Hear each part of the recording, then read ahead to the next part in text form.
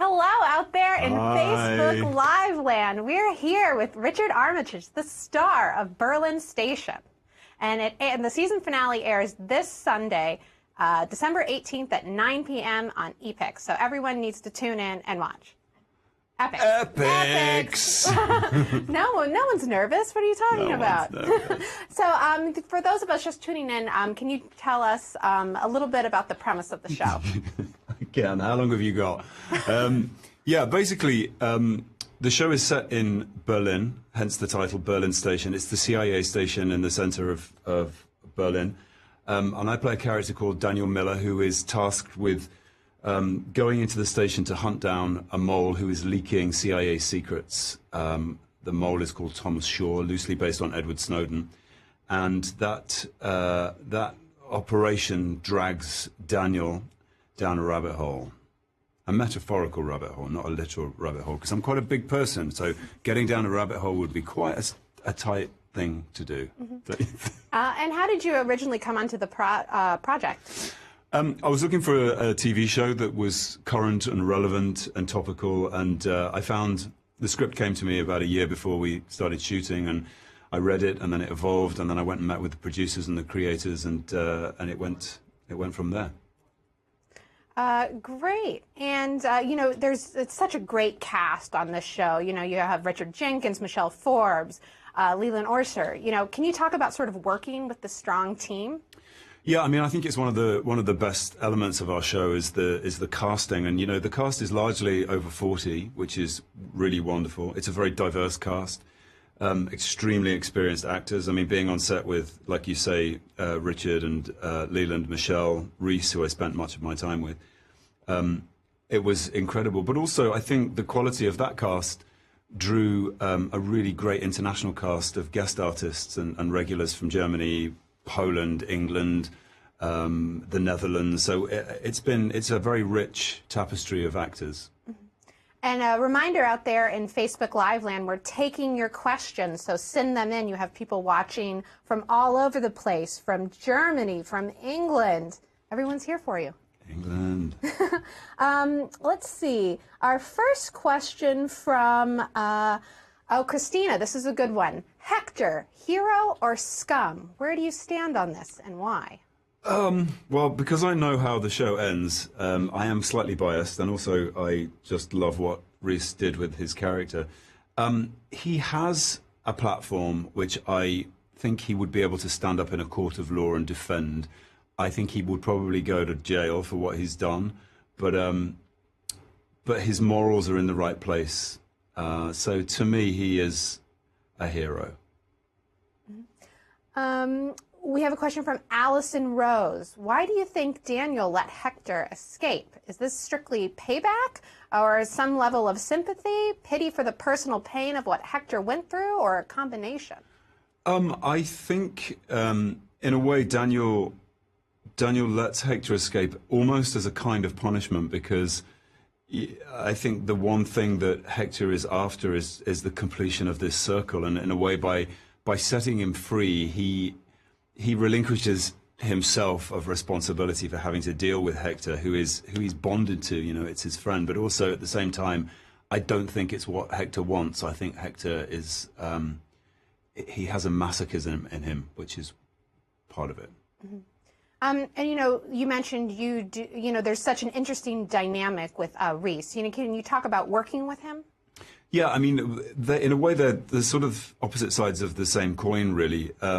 They were kind of melded in this event in Chechnya, whereby they became brothers. Daniel screwed up, and Hector covered for him, and 10 years later, they come back into each other's lives, and there is a kind of a burden and a friendship. But, you know, it was great fun to work with Reese. He's hilarious on set, despite the darkness of his character. I think it was, you know, a bit of a tonic for him. So, yeah, we had a lot of fun. Mm-hmm. Catherine has a good question. She says, since there are still questions about Daniel Miller's mother, how did you create a detailed backstory for Daniel? Was the process different than how you normally approach creating backstories? Well, the minute I saw, you know, the first glimmer of a backstory, of course, I filled it out. So I found thousands of photographs of East and West Berliners from the sort of middle, from the 80s, and so I created like a photo album of their life, and but then the show creators really, Brad Winters and Olin Stenhauer, they created a thorough backstory, incorporating some of my ideas, but I don't know whether we will take it any further, but it certainly shaped him as a person. But it's an interesting concept. Mm-hmm. Beatty says she loves the show. How did you cope with learning German? Well, I did about 25 hours of German lessons here in New York before I left. And then being around a German cast and crew, I was sort of picking it up by ear. But really, I had to learn my German scenes just by sound and almost parrot fashion. So it was repeating and repeating and repeating. But it was always fun to work with a German actor and deliver the dialogue and not see him flinch. So I kind of knew I was in the right place. Mm-hmm. And as everyone knows, the season finale airs this Sunday at 9 p.m. on Epix. We have people already looking to season 2. Anna wants to know if you think season 2 will explore any other capitals besides Berlin. It's always been talked about. I do think that we haven't finished with Berlin just yet, but I do know that you can't really tell a story about the CIA operation outside of the US without, being involved in other major capital cities. So it wouldn't surprise me to find ourselves in London or Paris or Munich. But we don't know yet. But there has been a story thread which I think is going to be used in season 2, which, let's just say, the current political situation in the US has given our writers a springboard for an awful lot of storytelling. Karen wants to know, is there a darker secret about Daniel that is yet to be revealed? There's quite a few dark secrets which we planted in the biography. Again, I shared that with our writers, and we'll find out whether any of it gets used. But we may have a long journey to go on, so wait and see. Julia wants to know, what was the greatest challenge for you while filming Berlin Station? I think shaping a character over 10 episodes whereby you're looking for that moment where your character launches. They call it breaking the story. That was tricky because, of course, Daniel is the eyes and ears of the audience, and so he's really following the action rather than being the instigator of the action. But at the same time, he's involved in it. So that was challenging. But I would probably say some of the German scenes, speaking German in front of Germans, was always a little bit of a challenge. Mm-hmm. There's a couple people complimenting your German on the chat. Thank you. Paris wants to know, would you be up for playing James Bond ever? I think I'm a little bit old to play James Bond. I think they probably need someone in their early 30s, but I wouldn't say no. Julie wants to know, will we ever find out what Daniel's true rank inside the CIA is? I don't know what Daniel's true rank inside the CIA was. The one thing I do know is that he was not behind a desk at Langley for 10 years like he said he was, and what was written in his file. Every operative has a file, and it says on paper that he was at Langley for 10 years, and we know that from the first second of the first episode that he's been in Panama. So that's not true. So his file is a fabrication. So anything is possible. Mm-hmm. And there's a bunch of people talking about your off-Broadway show, Love, Love, Love, currently at the Roundabout. Valerie says, given your flair for comedy, will you now seek out more comedic roles? My flair for comedy is kind of minimal. I think the flair for comedy came from the writer. So yeah, I mean, I'm not a natural comedian, but when the writing helps you out, then it's useful. But I have to say, it's been a real tonic. It's very different from what I usually do, and I've laughed every single day of doing this since we started on my birthday back in August. So yeah, it's been great.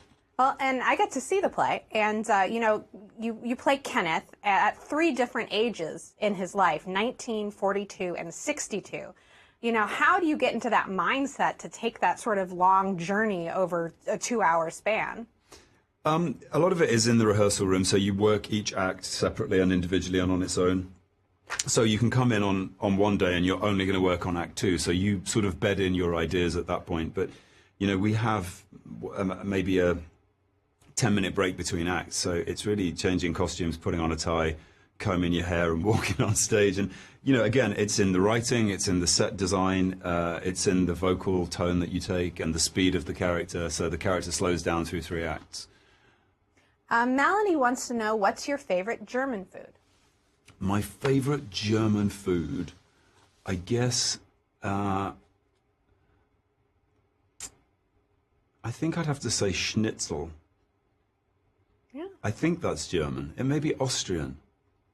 Well, someone will correct us. But it's a massive piece of hammered meat that's been hammered, so it's this thin and then deep fried. Yeah. Mm-hmm. We have a lot of people asking about the Romeo and Juliet audiobook. Dorothea wants to know, was it difficult for you to voice so many different characters? Was it more challenging to read than Hamlet? Not more challenging than Hamlet. I mean, it's just all about preparation. Like, you really have to read the book first and just make clear decisions about each character's voice, their age, whether they're, you know, their background, so that we can decipher. Sometimes a character will come in for one line and you just have to give them an identity. So, and also with Romeo and Juliet, having 2 families, which to differentiate between the 2 noble families from the same place was quite complicated. But it's just about making clear choices and committing to them. Alina wants to know, what's the greatest lesson you learned from Love, Love, Love? The greatest lesson I learned from I suppose myself as an actor is really allowing myself to be a vessel for the writing rather than trying to impose anything stylish or any kind of performance on top of the writing. Is just letting the writing do the work for me, because Mike Bartlett, our playwright, is a drummer, so the play is put together in such a rhythmic way, and he absolutely knows what that show should be. So that was kind of a lesson to me. Mm-hmm. And we have people asking about all sorts of different works from your career. Jan is a fan of Hannibal and wants to know about the false teeth, wearing them. How was it like to act with them? Yeah, there was one occasion, I think it was when we were shooting the scene where Dollarhide eats the painting, and they'd created an edible piece of paper, but it just kept falling apart. It just crumbled in my hand. So I said, look, I'll eat the paper, the real paper. And I had the fake teeth in. So I started chomping down on the paper, and it was kind of winter time, so I chapped lips, but basically it stretched my mouth so much that my lips were bleeding by the end of it. But it kind of works. It looks good on the film, but it's yeah, they weren't comfortable. Anne wants to know, did you keep any props from the Hobbit movies? I did keep. Well, actually, I was given my sword. I was given the Orcrist, and I was given the oaken shield and the map and the key to the Kingdom of Erebor. So I have those as my prized possessions. Mm-hmm. There's a couple of people on here who really, really want you to join the Fantastic Beast universe. Are you a fan of Harry Potter? I am. Yes, I read all of those books as an adult, not as a kid, and you know, I'm taking my little nephew to see the stage play when I get back to London for Christmas. So yeah. I'd like to join the Fantastic Beasts movie franchise as well. Mm-hmm. Can we get her on the phone? JK, if you're watching. Hello. We have a question from Tony. She is a big fan of North and South. Can you talk about, do you have any memories from the set you could share? Yeah, I mean, gosh, that's quite a long time ago now, isn't it? My memories are very distant. I haven't actually watched it since it was first aired on the BBC.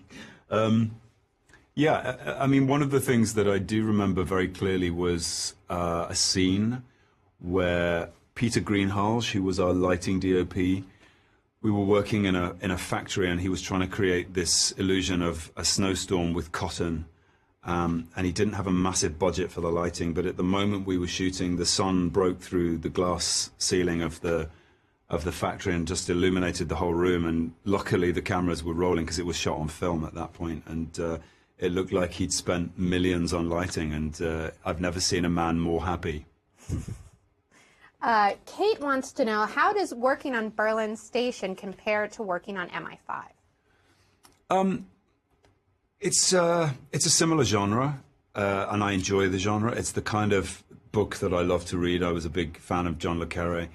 I expected Berlin Station to be more similar to MI5 than it really was. MI5 was probably a few years ago now, and it was very technology-based. And Berlin Station really has departed from that because the internet and gadgetry and technology is no longer a reliable place for intelligence operatives to do business. So it's gone back to a sort of old-fashioned spycraft of face-to-face interaction, which I really enjoyed because the game is about getting into the mind of the opponent. Rose wants to know about Love, Love, Love. Are you sick of eating cake and smoking herbal cigarettes? I'm definitely sick of smoking the cigarettes. The cake, I can't get enough of it in my mouth. I only just about get a chance to get one mouthful in, and sometimes when we leave the stage, I grab the plate and eat the rest of it in the dressing room. But definitely the herbal cigarettes, I'm done. I cannot wait to get my taste buds back. Valentina wants to know, if you could play any other character in Berlin Station, who would it be and why? Gosh, any other character in Berlin Station? You know what? I'm kind of happy with the lot that I got. I'm happy with Daniel. Yeah, that's a good answer. Yeah. Maybe Mr. Cat. Yeah. I could play Mr. Cat because he's only in 2 episodes and he gets to lie on his back all day. Mm-hmm. Paris wants to know. That's really his name, by the way. It's really, his name was Mr. Cat. Oh my goodness. Sorry, Paris, what were you saying? Harris wants to know, if you could pick a Harry Potter house to be sorted in, which would it be? People really want you to go to Harry Potter land. What's the... Gryffindor, Slytherin, Hufflepuff, and Ravenclaw. I think I might have ended up in Slytherin. Because I'm Slytherin. There's no shame in that. Yeah, sorry. Let's see. A lot of people are asking about Richard III. Yeah. You know, any status on that? Well, I believe Benedict has done an amazing job in The Hollow Crown, so I'll be watching that with green with envy. But no, it's supposed to be actually Caroline Goodall, who plays Kelly Frost. She plays Cicely Neville, the Rose of Raby in The Hollow Crown. So we were having a long conversation about it, and so I think check that out. That's the only update I have. Let's see. Brenda wants to know, is there a particular part of the world that you'd like to work in that you haven't yet? Yeah, I've visited South America, but I'd love to work in South America and Argentina, Chile. It's a part of the world that really fascinates me, because when you go to work, you get a little holiday as well. Yeah. Carrie wants to know, after that scene in Berlin Station with Mr. Cat, do you like cats a bit more? I'm still a dog kind of guy, really. That's okay. Cats are a little bit temperamental for me. They sort of do their own thing. They like you sometimes, and then sometimes they don't care about you. Whereas dogs are always very faithful and come wagging. If you could play any superhero, Marvel or DC, who would you choose and why? I would play the Invisible Man. Is that actually a real character? Have I just made that up? I'm sure someone has the power Mr. of Invisible. invisibility. Yeah. We have a question from Carol before we go to our wheel of live stream. If you have a really good question, get it in. Is there, you've done audiobooks like we've mentioned, Romeo and Juliet. Is there another book you're sort of longing to read? Yeah, actually, when Audible came to me and they gave me a selection to choose from, and I chose David Copperfield to my, it's one of my favorite books. It took 12 days. It's something like 36 hours long, if you can bear to listen for that long. But one of the other books that was also a possibility was a Dostoevsky book. I think it was The Brothers Karamazov, which I would love to have a crack at. So maybe we'll do that next. You know, as we know, the season finale airs this Sunday, the 18th at 9 p.m. on Epix. You know, Fernando wants to know, what do you hope will happen for Daniel in season 2? For Daniel and I hope that Daniel actually lives to see season 2, because I still don't know. I still don't know whether he survives or not. We saw him getting shot in the very first scene of the first episode, lying on the ground bleeding to death. I don't know whether he got up off the ground, but we'll find out on Sunday. Yeah. All right, we're going to bring in our wheel of live stream. We're going to ask you to give it a little spin. I know, don't be intimidated. Does that say donuts? What does it say? Oh, that's song. Song. Okay. So I just spin it. Yeah, just give it a spin.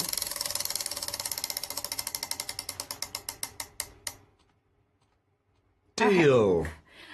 So deal is basically, we give you 2 options, right, and you know, you have to decide.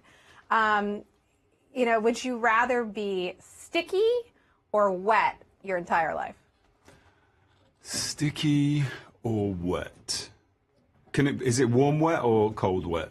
We're gonna say it's getting a little bit sexual, isn't it? We'll say cold. We'll say cold. And what kind of sticky? Like a toffee between your hands, wet fingers. Yeah.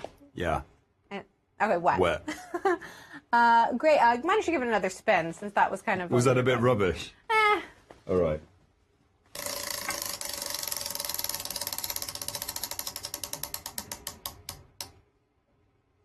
Okay, so that's story. Story. And so that, if you have a bad audition story, you can share with us. You do have a bad audition story, actually. I think I may have told this one before. I was auditioning for there's a kind of tropical fruit drink in England called Lilt, which is pineapple and something.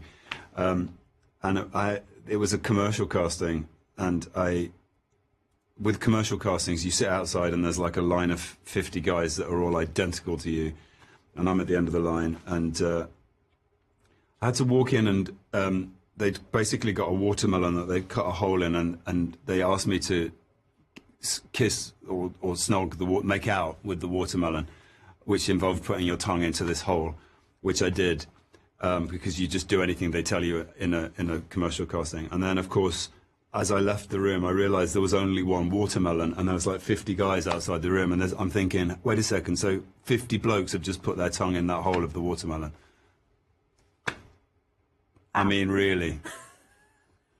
Health and safety. Yeah, well, that's the worst, best. It's not nice, is it? Worst it's not audition nice. story I think we've heard. But yeah, thank you so much for joining us. I didn't get the job either. I mean, that's probably the most unkindest cut of all.